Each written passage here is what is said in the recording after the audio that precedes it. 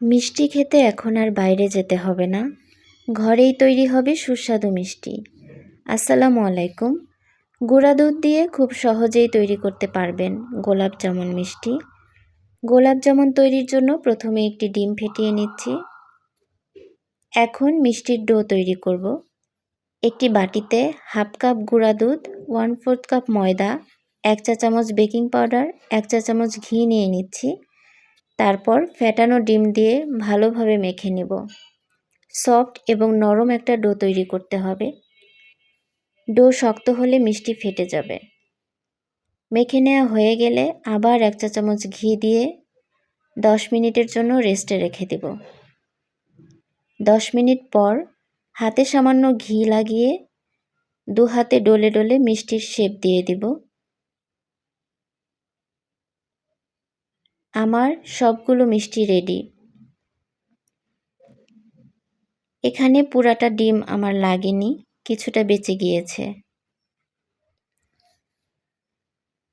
এখন মিষ্টিগুলো ভাজার জন্য চুলায় একটি প্যানে পর্যাপ্ত তেল নিয়ে নিতে হবে, যাতে মিষ্টিগুলো ডুবো তেলে ভাজা যায়। চুলার জাল লো আঁচে রাখতে হবে।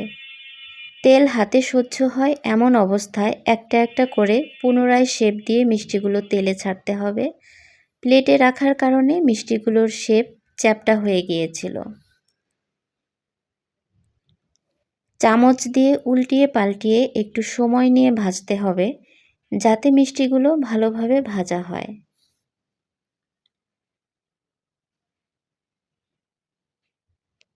মিষ্টির কালার যখন এরকম লাল হয়ে যাবে, তখন মিষ্টিগুলো তুলে নিচ্ছি। এখন মিষ্টির শিরা তৈরি করব। প্যানে 1 কাপ চিনি, 2 কাপ পানি দিয়ে দিচ্ছি। 2টি এলাচ থেতো করে দিয়ে দিচ্ছি। পানিটা ভালোভাবে ফুটে ওঠার জন্য ঢেকে দিয়ে অপেক্ষা করব। শিরাটা ফুটে উঠলে মিষ্টিগুলো দিয়ে দিচ্ছি। ঢাকনা দিয়ে রান্না করব 10 মিনিট। ঢাকনার ছিদ্রটা টিস্যু পেপার দিয়ে বন্ধ করে দিব, যাতে ভাপটা না বের হয়। মাঝে মাঝে হাঁড়িটা ধরে এভাবে ঘুরিয়ে দিতে হবে, যাতে মিষ্টির চারপাশে শিরাটা ভালোভাবে প্রবেশ করে।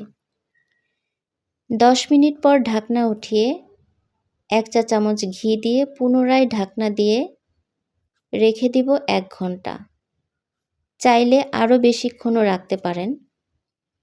প্রিয় দর্শক, 1 ঘন্টা পর দেখতে পাচ্ছেন মিষ্টিগুলো কি সুন্দরভাবে সমস্ত রস টেনে নিয়েছে।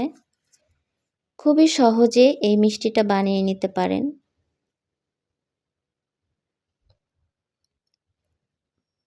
আমি কিছু বাদাম কুচি দিয়ে গার্নিশ করে নিচ্ছি।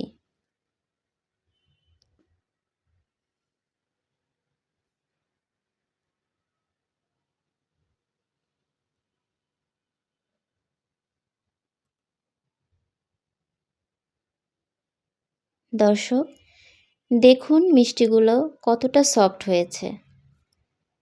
ভিডিওটি ভালো লাগলে লাইক, কমেন্ট, শেয়ার করবেন এবং চ্যানেলটিকে সাবস্ক্রাইব করবেন। আজ এ পর্যন্তই। আল্লাহ হাফেজ।